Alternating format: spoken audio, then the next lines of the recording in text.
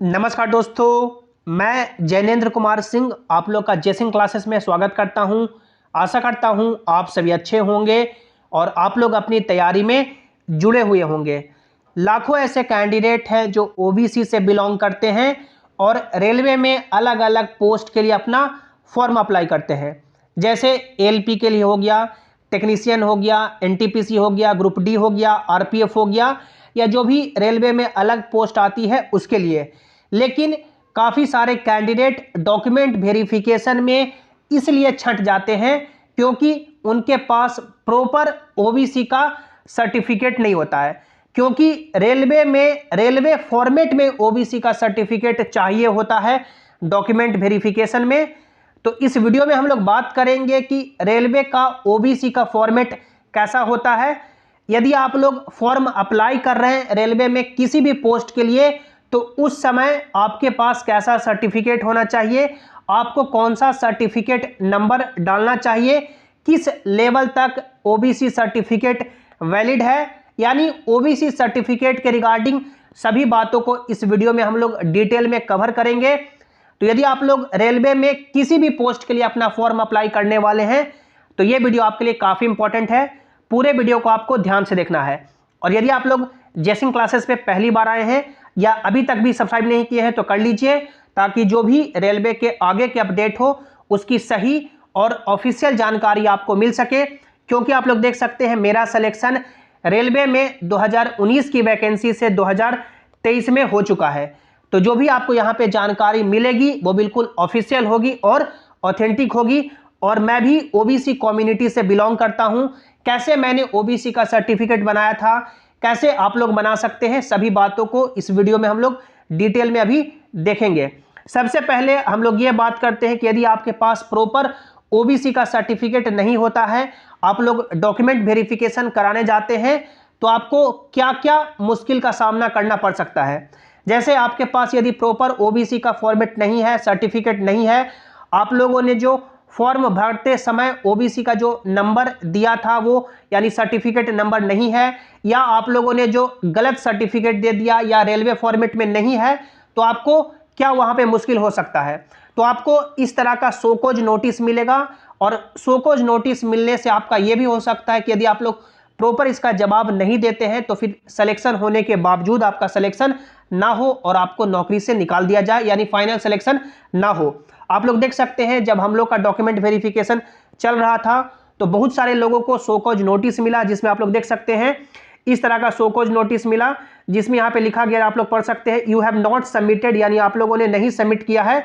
आप लोग यहाँ पे देख सकते हैं किसमें टिक मारा हुआ है, OBC NCL certificate valid at time of submission of online authority. यानी कि जब आप लोग अपना फॉर्म भर रहे थे तो उस समय जो आपके पास ओबीसी सर्टिफिकेट था जो वैलिड था वो आप लोगों ने डॉक्यूमेंट वेरिफिकेशन में नहीं सबमिट किया, तो इनको इस कारण से शोकॉज नोटिस मिला है। और कौन कौन से कारण से शोकॉज नोटिस मिल सकता है आप लोग देख सकते हैं। एक और कैंडिडेट को देख सकते हैं, शोकॉज नोटिस का ये नोटिस है, जिसमें इनको नोटिस इसलिए मिला है क्योंकि sub caste not feature in central list और मिसमैच और स्पेलिंग एरर विथ एप्लीकेशन, यानी एप्लीकेशन में या सेंट्रल लिस्ट में जो आप लोग का सबकास्ट मेंशन्ड है वो सही से मेंशन्ड नहीं है। तो इन कारणों से आपको शोकॉज नोटिस मिल सकता है, जैसे कि आप लोगों ने अपना वैलिड ओबीसी सर्टिफिकेट एनसीएल नहीं सबमिट किया, या एससी सर्टिफिकेट नहीं सबमिट किया, या आप लोग का जो सबकास्ट मेंशन है, जैसे कि जो भी अलग अलग कैंडिडेट होते हैं, ओबीसी में भी बहुत सारे कास्ट होते हैं, तो वो कास्ट सेंट्रल लिस्ट में आपका मेंशन्ड है और आप लोगों ने एप्लीकेशन फॉर्म में सही से नहीं लिखा या स्पेलिंग एरर हो गया। उसके बाद ईडब्ल्यूएस, तो यानी इन सभी कारणों से आपको शोकॉज नोटिस मिल सकता है। अब हम लोग लास्ट में बात करेंगे कि यदि आपको शोकॉज नोटिस मिलता है तो आपको क्या करना होगा, कैसे आप लोग अपना सिलेक्शन बचा सकते हैं, कैसे सिलेक्शन ले सकते हैं। लेकिन सबसे पहले हम लोग बात कर लेते हैं कि ओबीसी का प्रॉपर फॉर्मेट क्या होता है, कैसे बनता है और डॉक्यूमेंट वेरिफिकेशन में कौन सा फॉर्मेट मांगा जाता है। आप लोग यहाँ पे देख सकते हैं ये ओबीसी का फॉर्मेट है जो रेलवे का फॉर्मेट है। ये जो ओबीसी का फॉर्मेट है ये रेलवे का फॉर्मेट है। ये जो ओबीसी का फॉर्मेट है, आप लोग यदि कोई भी रेलवे का नोटिफिकेशन डाउनलोड करेंगे, जैसे एएलपी का हो गया, ग्रुप डी का हो गया, एनटीपीसी का हो गया, या जो भी आप लोग रेलवे का नोटिफिकेशन ऑफिशियल नोटिफिकेशन डाउनलोड करेंगे, तो एनेक्सर 2 में देखेंगे तो आपको ये फॉर्मेट मिल जाएगा, जो देख सकते हैं ओबीसी सर्टिफिकेट फॉर्मेट। तो डॉक्यूमेंट वेरिफिकेशन में यानी कि डीवी में आपको ये फॉर्मेट में अपना ओबीसी सर्टिफिकेट बना के ले जाना होता है, पहले से नहीं बनाना होता है। जैसे अभी आप लोग फॉर्म भर रहे हैं तो ये सर्टिफिकेट अभी आपको नहीं बनाना है। जब आप लोग का पूरी तरह से सिलेक्शन हो जाएगा, डॉक्यूमेंट वेरिफिकेशन के लिए बुलाया जाएगा, तब इस फॉर्मेट में बना के ले जाना है। लेकिन फॉर्म भरते समय जब आप लोग फॉर्म अपना अप्लाई कर रहे हैं, फॉर्म आप लोग अपना फिल कर रहे हैं, तो आपके पास कौन सा सर्टिफिकेट होना चाहिए? तो आप लोग यहाँ पे देख सकते हैं, ये मेरा ओबीसी का सर्टिफिकेट है। आप लोग यहाँ पे देख सकते हैं, जैसे मेरा जो स्टेट है वो बिहार है, तो आपका जो सर्टिफिकेट बनेगा वो बिहार गवर्नमेंट के द्वारा बनेगा, लेकिन उसका पर्पस यानी सेंट्रल गवर्नमेंट के लिए होना चाहिए। जैसे सर्टिफिकेट दो तरह का होता है, एक स्टेट के लिए ओबीसी सर्टिफिकेट बनेगा और एक सेंट्रल के लिए ओबीसी सर्टिफिकेट बनेगा। आप लोग यहाँ पे पढ़ सकते हैं बिहार सरकार लिखा गया है, लेकिन नीचे आप लोग पढ़ सकते हैं क्या लिखा गया है, भारत सरकार की सेवाओं में नियुक्ति हेतु अन्य पिछड़े वर्गों के उम्मीदवारों द्वारा आवेदन करने संबंधी प्रमाण पत्र। यानी कि ये बिहार गवर्नमेंट के द्वारा तो बनाया गया है, लेकिन ये सेंट्रल का फॉर्मेट है, क्योंकि आप लोग पढ़ सकते हैं भारत सरकार की सेवाओं में, यानी सेंट्रल गवर्नमेंट की जितनी भी सर्विसेज होंगे उसके लिए एलिजिबल है। जैसे रेलवे आपका सेंट्रल गवर्नमेंट का जॉब हो गया, एसएससी आपका सेंट्रल गवर्नमेंट का जॉब हो गया, तो ये सेंट्रल लेवल का फॉर्मेट है। ये बिहार का फॉर्मेट है।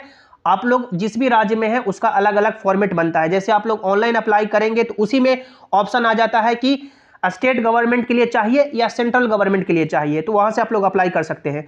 जिसमें देख सकते हैं आपका 3 लेवल तक बनता है।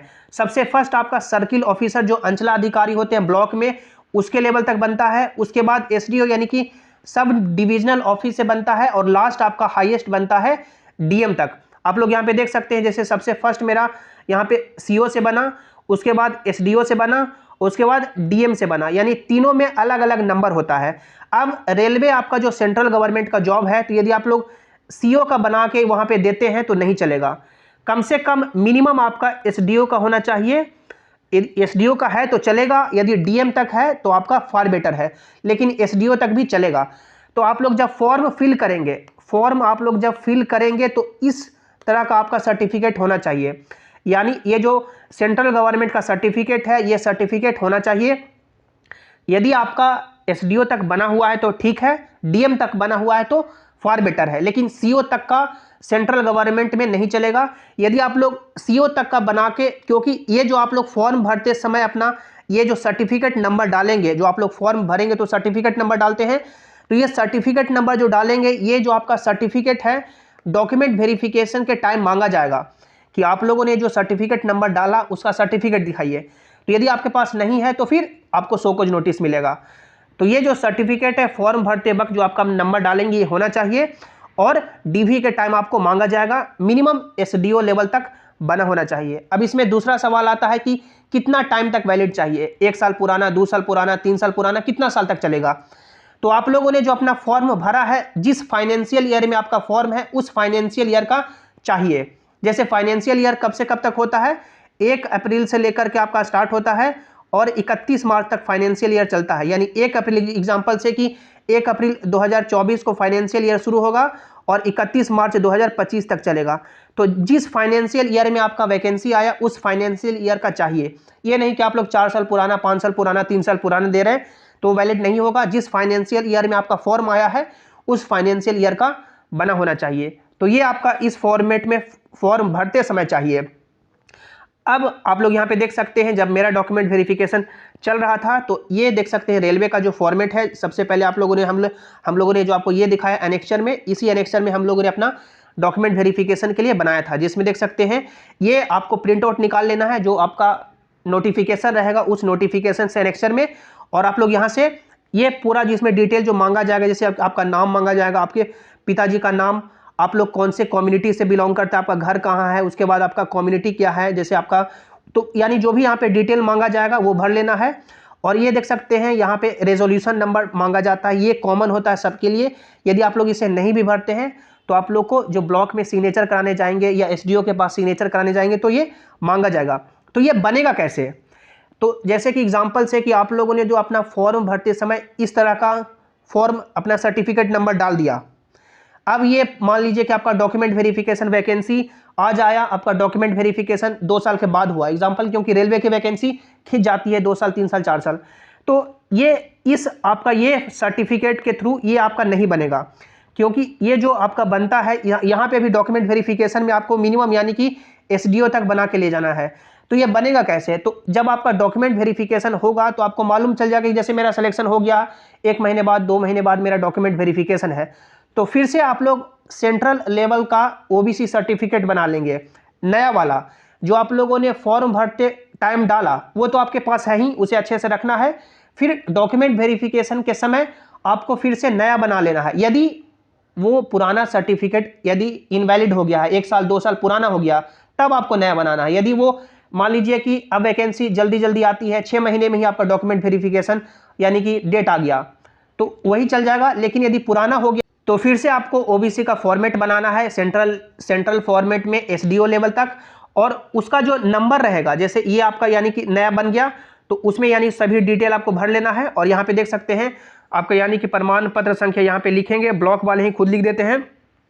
सबसे पहले आपको यहाँ पे देख सकते हैं ब्लॉक से सिग्नेचर मारेंगे, और सिग्नेचर ब्लॉक से यानी कि फॉरवर्ड एक बार करेंगे, उसके बाद ही एसडीओ करेंगे। सबसे पहले आपका फर्स्ट स्टेप में ब्लॉक वाले करेंगे और सेकंड स्टेप में ये आप लोग लेके जाएंगे तो एसडीओ वाले कर देंगे। यदि आप लोग अपना ज्वाइनिंग लेटर या जो भी अदर फॉर्मेट वहाँ से अटैच करके फोटोकॉपी करके देंगे तो ये कर देते हैं, और ये आपका डॉक्यूमेंट वेरिफिकेशन में काम आता है। तो ये हम लोगों ने पूरे वीडियो में आपको एक एक बातों को समझाने की कोशिश की। आई होप आपको सारे डॉट क्लियर हो गए होंगे।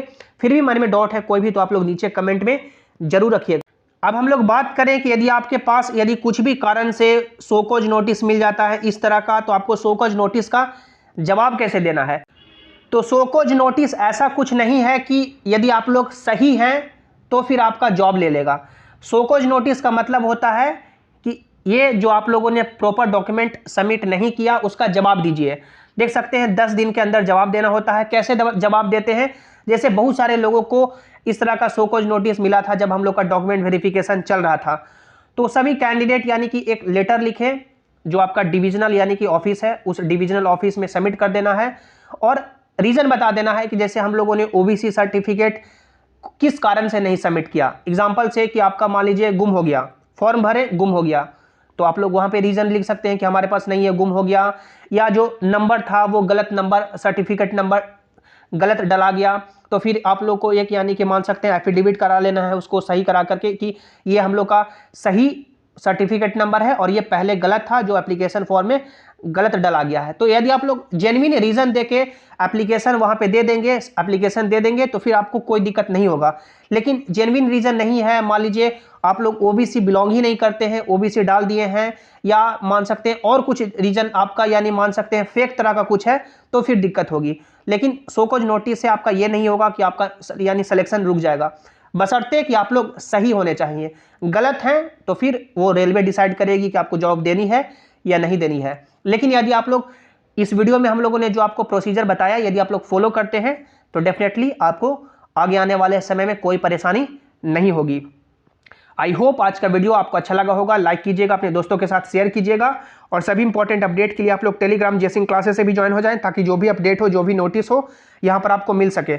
लिंक आपको नीचे डिस्क्रिप्शन में दे दिया गया है, या आप लोग टेलीग्राम पे जेसिंग क्लासेस सर्च करके जुड़ सकते हैं। मिलते हैं अगली वीडियो में। Thanks for watching, have an awesome day.